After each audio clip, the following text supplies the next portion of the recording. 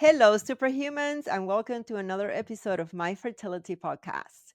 Today, we are welcoming Jessica Schalk. She's the founder of myStoria.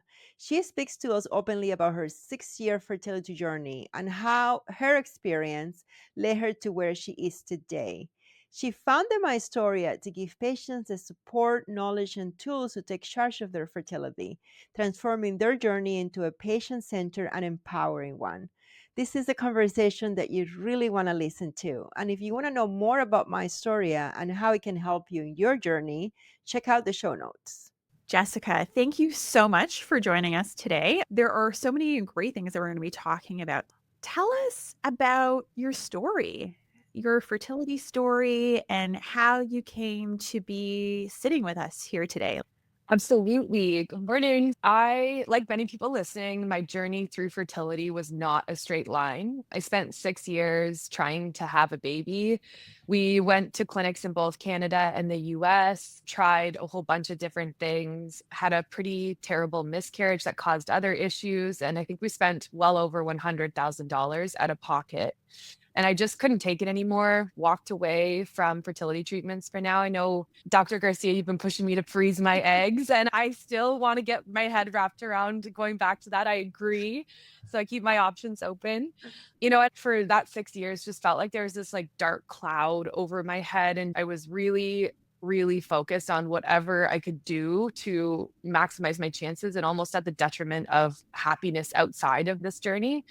So yeah, we walked away without a baby. What stood out to me was just how hard the process was to navigate and understand what was happening. And so that really stuck with me. I was running a business before myStoria and had this moment of like, okay, I've walked away from treatments. What does life look like for me now? What does life beyond kids look like? And I had this identity crisis almost, sat down with a mentor of mine, and I was like, I just want to solve this problem that I feel so strongly about on the patient side of things. And she's like, Jess, go for it. Do what you need to do to sell your business, whatever you want to do there, like lean into this, what your passion is. And I've actually found it really healing. Unintentionally has brought up a lot of the trauma and grief I've realized I've not dealt with before because I talk to so many people. But I honestly wake up every day I just love this. I went through a really long fertility journey and then just decided I'm going to solve some of the challenges that I've experienced. I remember you sent me a message. We're not doctor patients, we've never met in that context, but you sent me a message on Instagram. And you told me, I follow you on Instagram. I know what you're about. This is what I want to do. Can we connect? And I replied immediately and I said, yeah, let's meet, because I could sense from the message that you were like so passionate about this. And I could almost sense there was a layer of pain in there, as you were reaching out to me. I'm honored that you reached out to me and that you asked my opinion. And here we are today. You did make your vision come true from that conversation a few years ago where you brought me a chicken salad and we sat in my office and talked. That was great. I so appreciate it. My husband was sitting beside me when you responded. I was like, oh my gosh, she's responded because I just love what you guys are about. That we talked for so long too. And I just so appreciated how human and wonderful, it sounds like the wrong word, but I think you know what I mean. And just wonderful you both are. And I'm so appreciative you've been supporting me and my journey through myStoria along the way. Tell me, you mentioned that you had your own journey and you said there was this problem that you wanted to solve. Can you elaborate a little bit more on what the problem is? And I think we all know there is a problem in the fertility space, but tell me from your perspective, what is the gap? What is the problem you're trying to solve? I think the gap was this: in a world where we're making life-changing decisions, really major decisions in a very complex process with so much like art into the journey, I feel like we're doing it with a lot of fragmented information, not a lot of context or understanding. At the end of the day, with the exception of what I know is amazing experience at Markham, with not a lot of support in between appointments or not a lot of support even from our circle. You're just like in this moment of that fragmented decision making, don't understand what you're signing off on or what the treatment process looked like, not sure that your diagnosis is correct or you're going down the process with unexplained infertility. It just feels like care is happening to us and we're not an equal part in that decision making on how that care happens. And I felt very strongly that a more informed patient, someone that can show up feeling like, okay, I understand what's going on. I understand what my options are. I understand what the situation is. It provides a better experience for both sides. And how does myStoria help with that?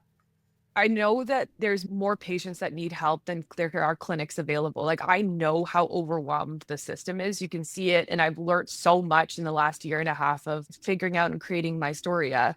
And so, we're scrambling on the patient side to understand what it all means, how to plan ahead, whether we're even asking the right questions. I didn't even know to mention that I had mid-cycle pelvic pain or that I had an endometrioma on an ultrasound back in 2014. There's just so much as patients that we don't even know to communicate with our doctors.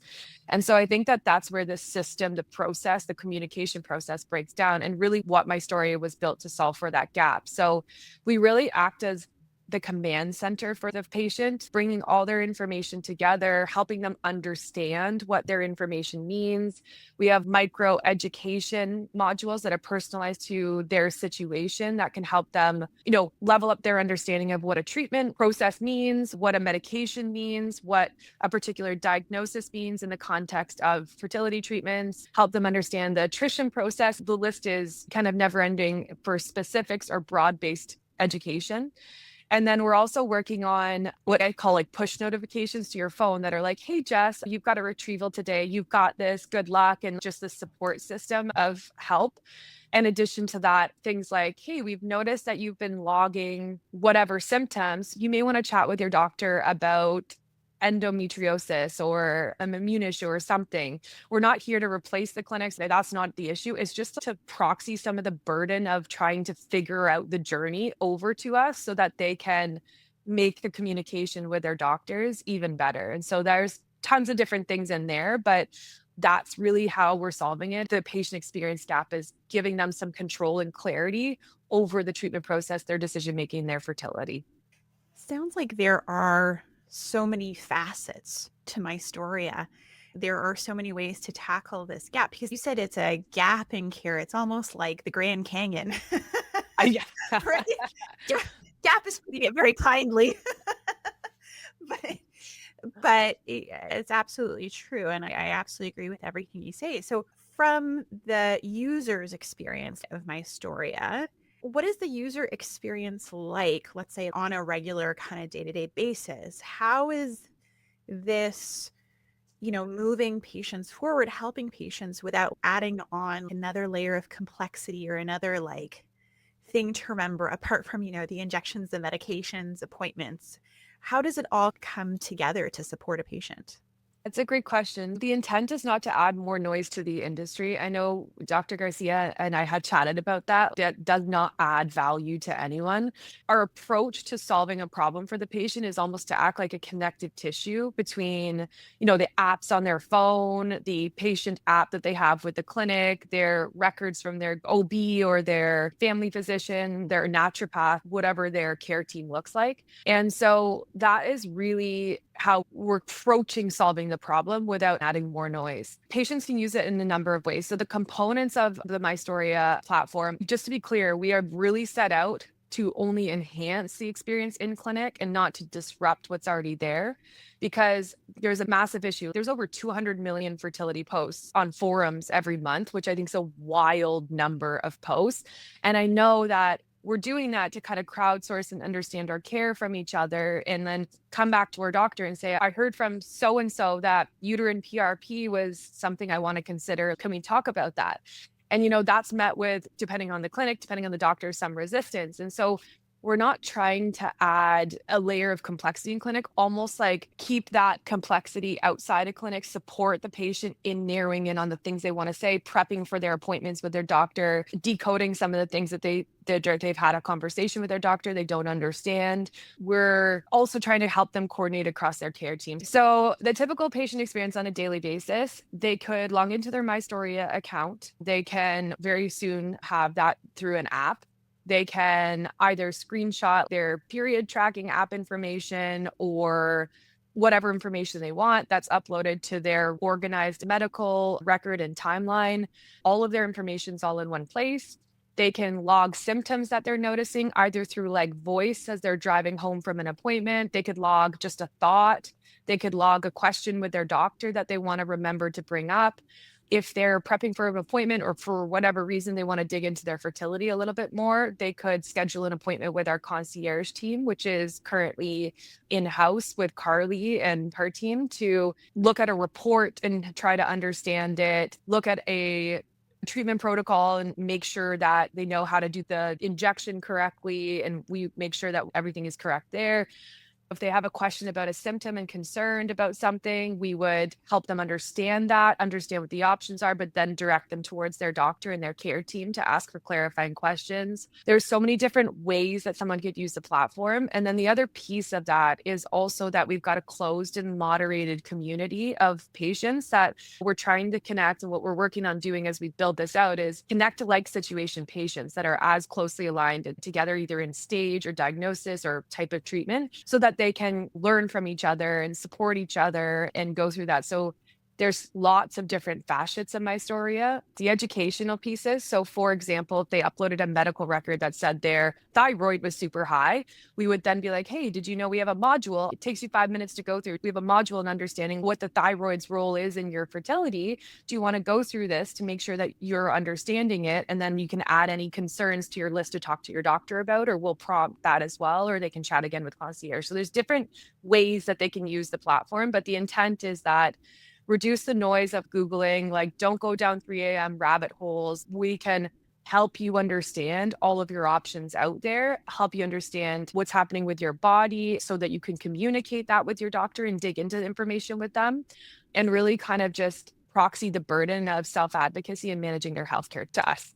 One of the features of myStoria is this personalized dashboard with my timeline, my cycle, my diagnosis. What kind of insights do you think people would get out of the tools?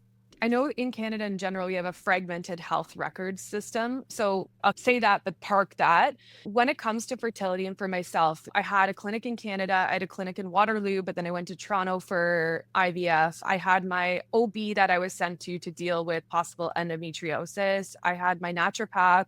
I had a Chinese herbalist that was trying to help me manage some of the stuff too. The US clinic even sent me to an immunologist. So I had all of these providers and amazing specialists that are trying to get to row in the same direction. Like I felt like I was the general contractor, just making sure everything was pulled together. The herbs I was taking was not contraindicating what the fertility doctor was saying. And I didn't remember necessarily to ask about it. So part of it is having all your information in one place really has the ability to give you a sense of freedom. You can go get a second opinion if you want. You can go to a different clinic if you want. If you feel that, you're worried about your immune system and your current clinic does something, but Markham does, like you can easily go get a second opinion or switch clinics. You can make sure that your records are correct and that there's not something you're missing. We're already doing the work of digging into our own care, especially when we're spending the money we're spending just trying to have a baby. We just have no tools to do that. So the intent of really that centralized system from a medical records perspective is there.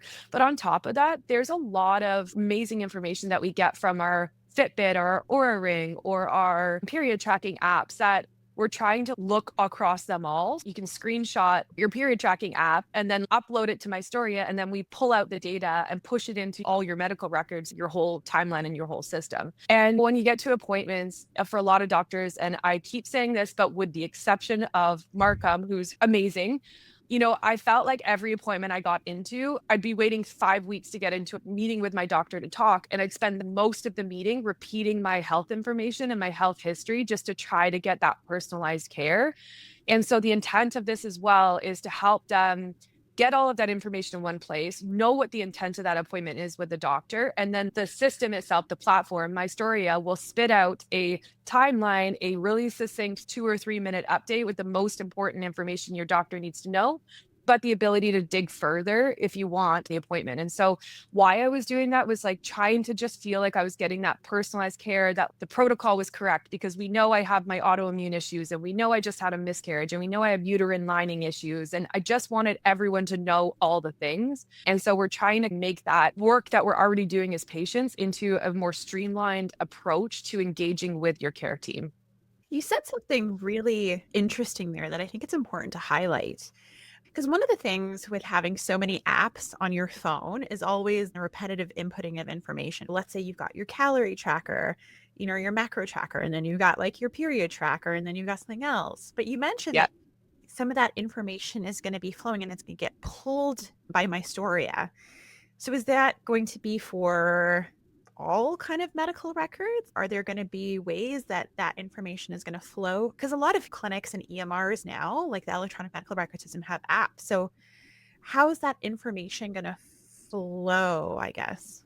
It's a really good question. So we're year 2 of building this out. So we're trying to find a way to not put more work on the user's plate. Like we've got enough going on. We're managing work, life obligations, trying to show up to appointments, and then researching, which we're already doing to like the nth degree all night long. The intent is not now this like, you've got this whole other system like an like a CRM, for example, that you have to manage and like put in the work and manage yourself. And so we placed a lot of effort on, putting my own patient shoes on and talking to so many of our patient advisors. How do we not make that process of centralizing that information a burden to the user until we can automate the ingestion of all of that information and work alongside EHRs and whatnot? And so part of what we're doing there is our concierge team will go grab as much as they want to authorize. If they want to authorize Carly to go get their medical records, then Carly can go get the records, and then that's uploaded and then organized on their timeline. If they have an app, so they could just take a screenshot, so it's just an image, they can just send it over to myStoria, like literally upload it into myStoria and then not worry about it. And we'll like literally pull out all the relevant information and then organize it onto their dashboard. And then the other thing is that we also have what we call talk to me. They could just press like record, and they could just, even an appointment, you're like, I'm worried about my follicle size. I don't know if this is correct. It looks like I had 10 follicles. Like you could say whatever you want, or, hey, I'm noticing this weird thing. I'm on cycle day 16 and I'm noticing X. You could just talk to the app, and then we'll translate that and organize that either into a symptom, a concern, or whatnot. The other thing too is, again, everything is about what they want to be centralized. And so it's up to the user to be like, I want all of my information, or just want my fertility clinic data, or whatever. Everyone has a different approach to how they manage their journey. And the intent is not to force them into one way. And so we make it as easy as possible with as much information as possible. Or it could just be like, I just want to use this as a way to talk to Carly when I need to, or I just want to use this as a symptom logger, whatever the journey looks like. So eventually we will get into the ability to automatically pull all that information. But until then, we'll do the work for the patient, or all they have to do is screenshot and upload. Hopefully by the time this podcast goes out too, we'll have most of that, some of the more of that stuff solved for. It's more difficult than you realize, and I'm realizing that as we go down the process. Like, it's a tough problem to solve for. Oh, I mean, we get medical records, like patients who will come for second opinions, third opinions, fourth opinions, and they're showing us medical records from all these different clinics. And it takes me a while to even pull out the information. Yeah. I mean, how many times, I mean, I'm so guilty of this all the time. Like if I'm talking to patients virtually, I'm going to be doing like this, because like even the pages are in different alignment, or I'm like squinting, trying to read like the handwritten records. I really hope my patients aren't screenshotting me as I'm doing it. But you're absolutely right. I mean, even something as simple as an ultrasound report, the way that the information is organized varies so much depending on where that ultrasound is done, that sometimes it takes me 10 minutes to even figure out the date the ultrasound was done. Yeah, and also understanding what is important about the medical record. Like sometimes I get medical records and it's like, oh, here it's my medical records, and I open it and it's like instructions on when to come for your egg retrieval and what antibiotics, and don't have anything to drink. I'm like, that's not what I needed. I needed the dose. I needed your follicle size. I needed your estrogen level. I needed your endometrial lining. I needed your fertilization rate, but they don't understand. They think, well, my clinic sent me this, so this is obviously what you would need.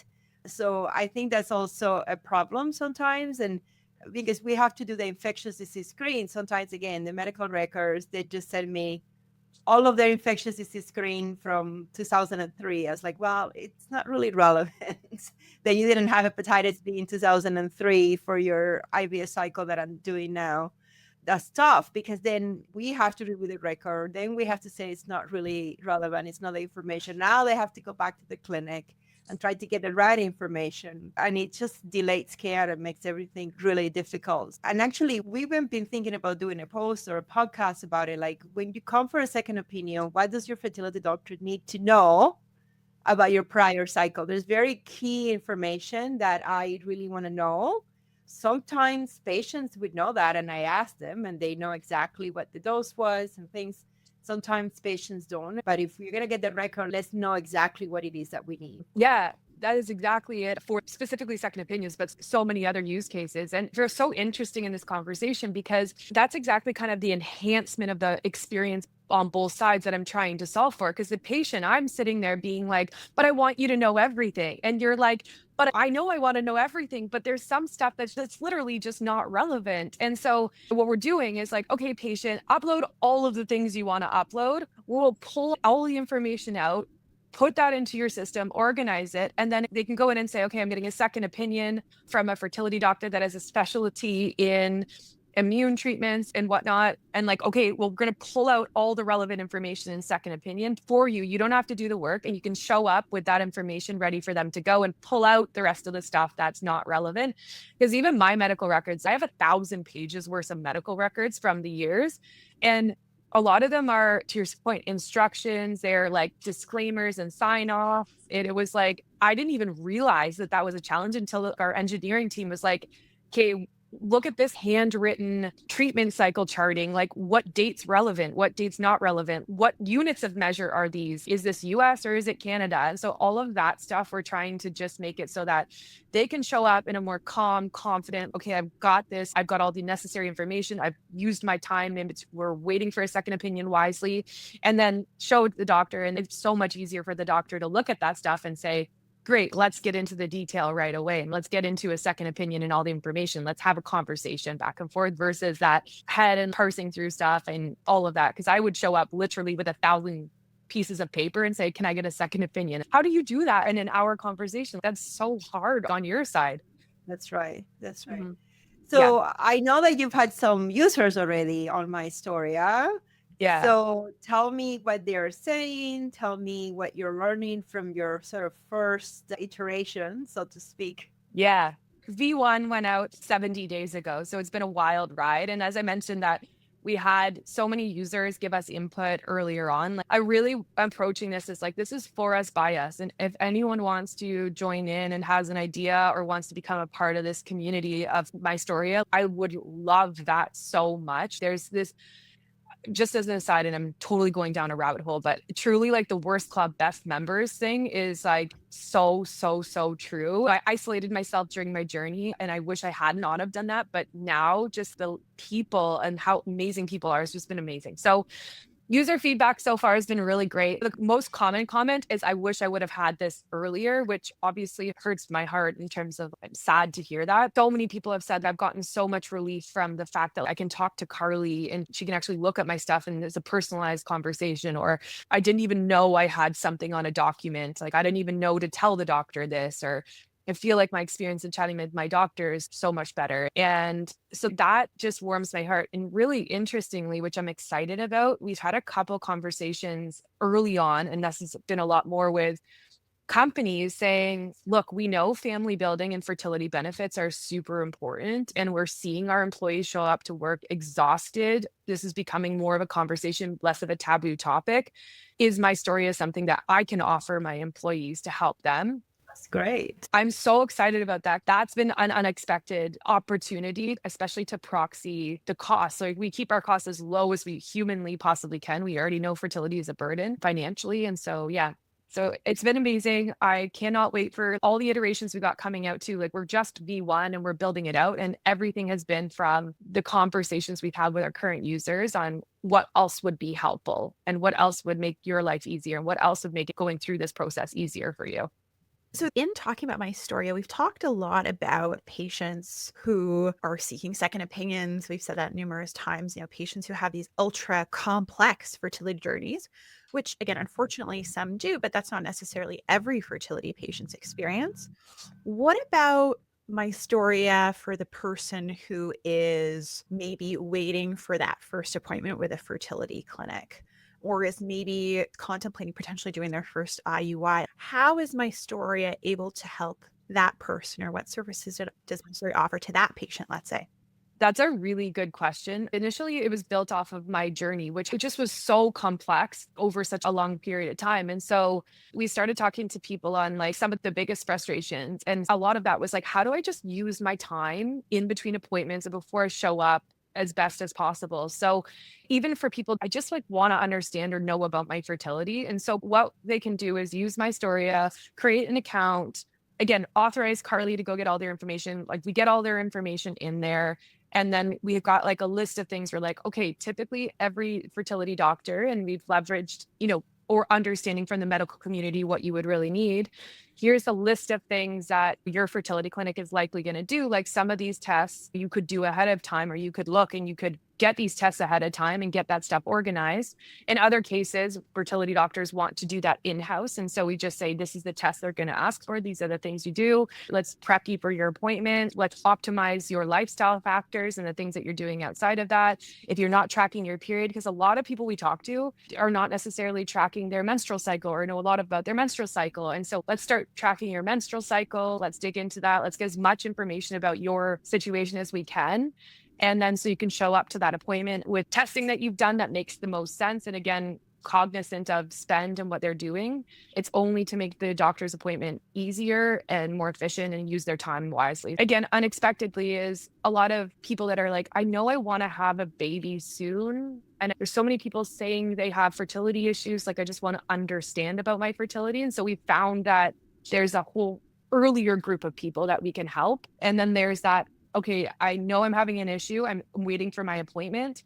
Here's all of the things I can do. So we're actually chatting as an aside. This is something I'd love your feedback on, is what are the specific things that they could do outside a clinic that don't make it harder for you, where you're like, no, we need this in the last 30 days. We don't need it 60 or 90 days ago. And so that's why the medical advisory board is so important, is we're building that process out so that you're not doing things twice. You're just making the most of the time you have and gathering the most amount of information you can. Absolutely. So where do you see myStoria in 10 years, maybe 5 years? We know that there's way more demand for the number of experts and specialists available to help people. There's only, I think, 37 fertility clinics, if I'm correct on that, in Canada. So there's this overwhelming number of people that are waiting, that haven't gotten into a clinic, that are trying to go through the process to get into a clinic, that are at a clinic that doesn't necessarily have a specialty in what they're doing.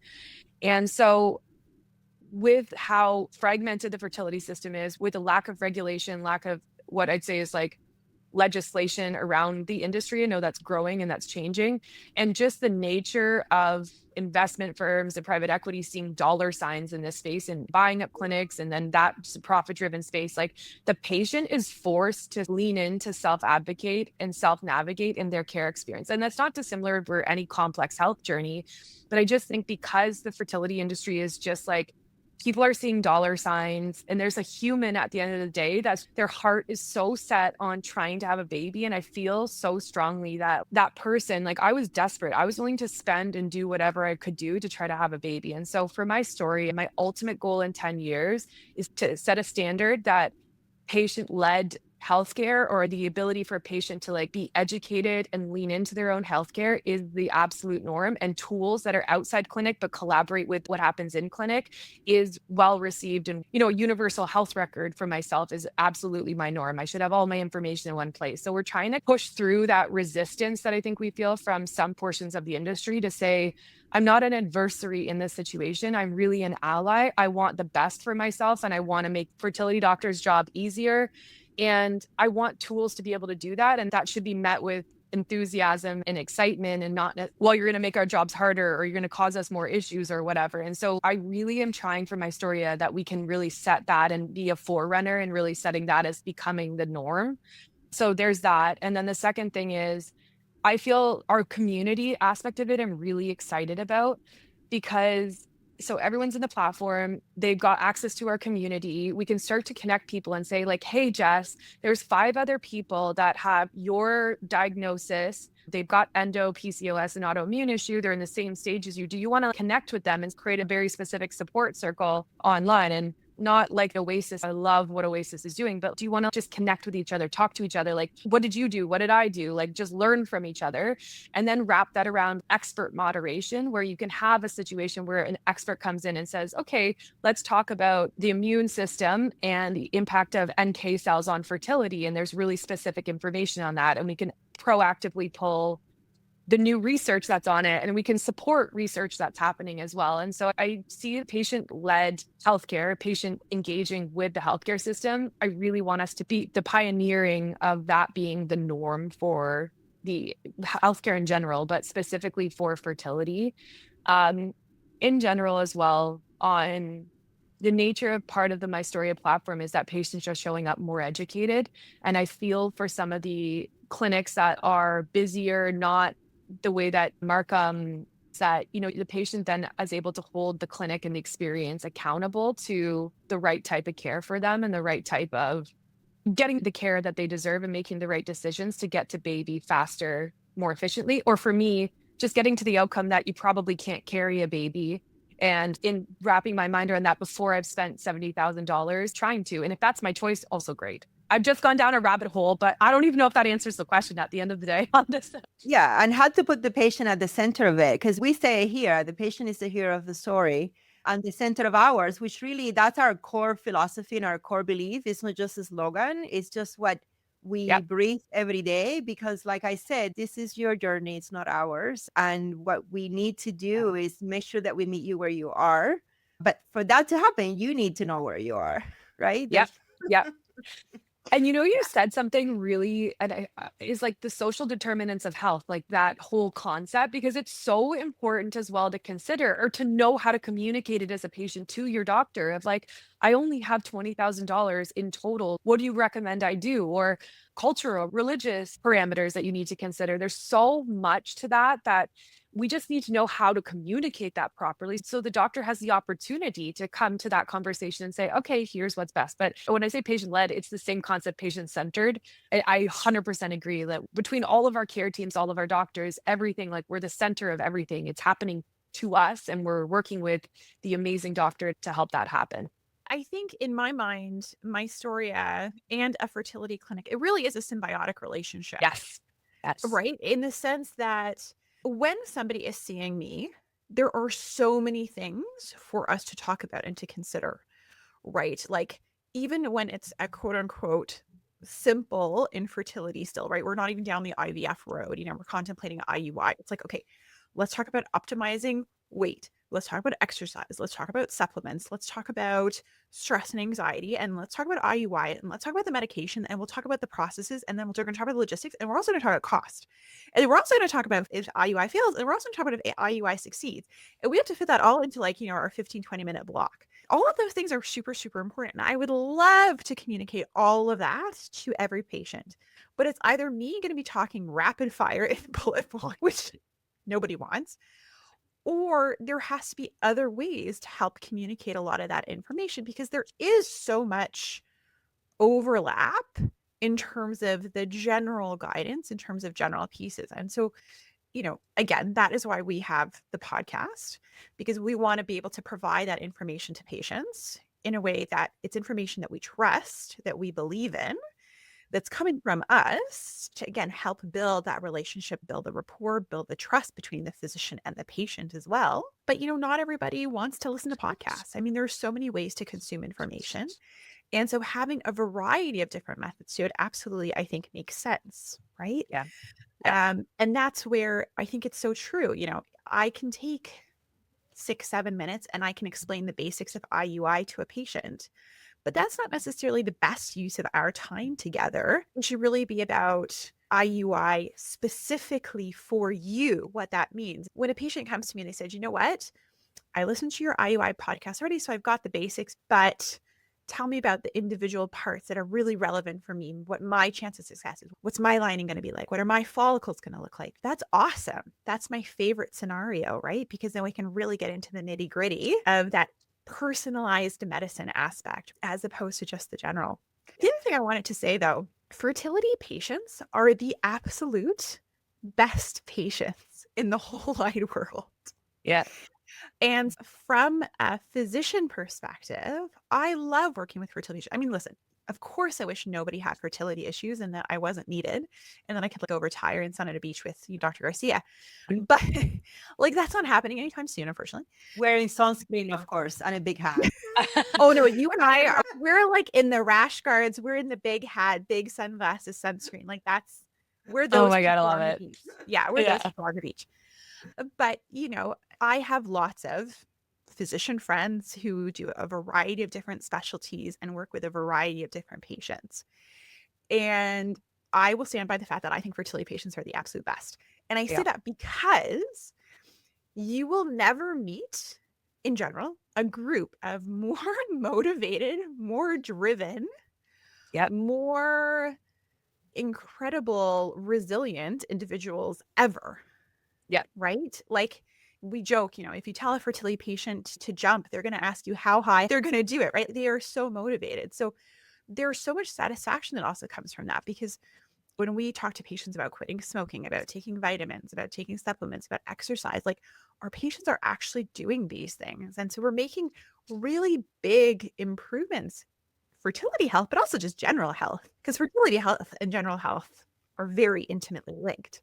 And it's so satisfying on our end to be able to see the progress and to be able to see these things happening, right? And so there's absolutely a huge appetite for information and a huge appetite for thinking about all the things outside of the nitty-gritty egg and sperm smushing together, however we're doing it. I'm really glad to see that there is a ability to kind of provide that information to patients in another way, to get information that is actually factually accurate as well. Because unfortunately now there's so much disinformation out there, especially on social media. And that is very concerning. And that's really worrisome, because you're talking about patients who are extremely motivated to do all the things, to the point where maybe they may do things that maybe not the best idea for them because it worked for somebody else on the internet or on social media, right? Because like, it is a vulnerable population, to be honest. It's true. I mean, I always think back to the fact, the first IVF baby was born in 1978. This is still a very new area of medicine. The fact that there have been so many babies born by IVF blows my mind all the time. And so there are still a lot of unknowns, and there's so much gray area. I would say black and white is like 1%. The gray space, that gray area, is 99%. And that's where the challenges are. And that's where it's so hard to bring forth information and to provide information about that, the gray, in a way that it's truly nuanced, in a way that truly expresses the fact that maybe this is good for maybe some people, maybe. Right. Yeah. That is, I think, one of the really, really big challenges when it comes to expressing information. And that's where, frankly, I think it's impossible to do in a 60-second reel on Instagram. Yeah, I love all of this, because that symbiotic relationship between clinic and myStoria is what I set out to do. Everything else is hurting the patient. If you approach it any other way, you're hurting the patient at the end of the day in their experience. And so on that content piece of it, there is so much out there and we don't know. And often on the patient side of things, it's like, that's exactly the conversation of, I just want to know, even if it's controversial, like, I just want to understand it so that in my head, I can say, I know it's controversial, but I still want to try it and talk to my doctor about it. Or I know it's controversial, and with the price and my situation, maybe it doesn't make sense for me or whatever. I want to be able to understand that information. To your point, impossible to do in like a 60-second reel. And that's why even with myStoria, is like, everything so important to be medically backed, fact checked, all of that stuff, which I appreciate both of you so much when we went through that like 100-page document that I had initially done. And now what we're trying to do now that we got that core on is, you have the expertise, you have the content. Can we take a patient on the platform and say, hey, based on your situation, your appointment you're about to have, and your diagnosis, there's an amazing podcast or there's an amazing blog by Dr. Garcia and Dr. Wise on this particular topic. Like, here's the link, go see it. I love Megan Doyle, the genetic counselor. Yeah. She's wonderful. We love her too, yeah. I bring her up at everything. I just love her. And then we said to her, like, we're not trying to go recreate the wheel and that expertise and that information. Can we just elevate your expertise? Can we just match that with the person that wants to understand that? And the same thing on this side. A, I love you guys. You guys are just so awesome. And B, I appreciate everything. And C, like, we're so aligned on that piece of it. It's not even like the clinic's operating system. Like, you've got your CRM, you've got your EHR, all of that stuff. It's not about it disrupting any of that. It's just like the in-between time on that is what we're trying to solve for on the patient side, so that when you do show up, it's better for all sides. Well, I'm excited to see where myStoria is going. Thank you. I know this has been your vision from the beginning, and you've said that from day one. I want to help. It's, by us, for us. Yeah, I know that you're going to do it. I'm rooting for you and for myStoria and all the patients that will benefit from that. Mm-hmm. Thank you so much. I'm so happy to be on the podcast. Thank you for giving me the time, the platform, and the conversation. It's been wonderful.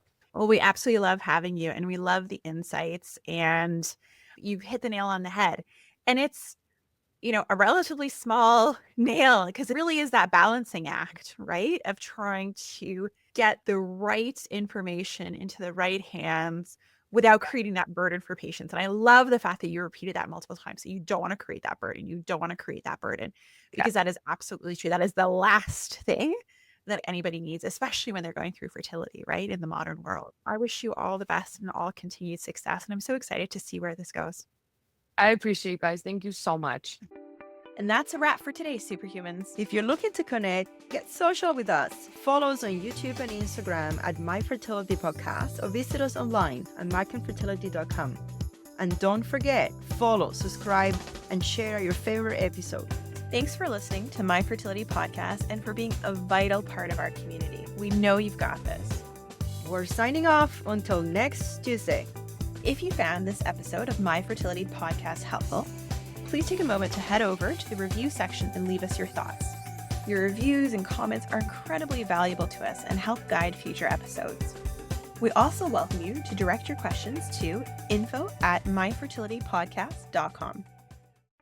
My Fertility Podcast is produced by Rabbit Media Inc. in conjunction with Dr. Garcia and Dr. Weiss. Music by Mixkit. Life is a Dream by Michael Ramirez C. My Fertility Podcast is not intended to replace any type or variation thereof professional medical, health, or legal advice, nor should the content be taken as medical advice. Please contact your primary healthcare professional regarding any medical questions you may have. The information presented in this podcast is based on the knowledge and understanding of the host at the time of recording. Medical knowledge is constantly evolving, and new research may change the understanding of health-related topics. While we strive to provide accurate and up-to-date information, we do not guarantee the completeness, accuracy, or timeliness of the content. The views expressed in this podcast by guests are not those of the host or the management. This podcast is not intended to impose any type of discrimination. My Fertility Podcast and its management are not responsible for any losses, damages, or liabilities that may arise from the use of this podcast.